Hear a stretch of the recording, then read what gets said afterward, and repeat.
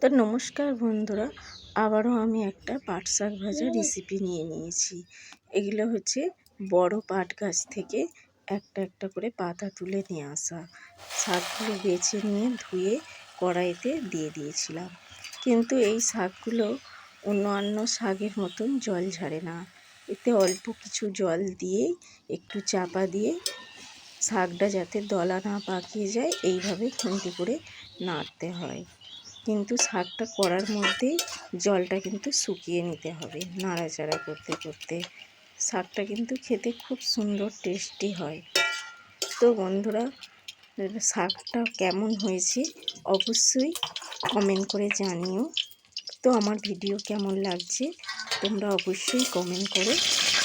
তো আজকের মতো টাটা বন্ধুরা, তো রান্নাটা দেখতে থাকো।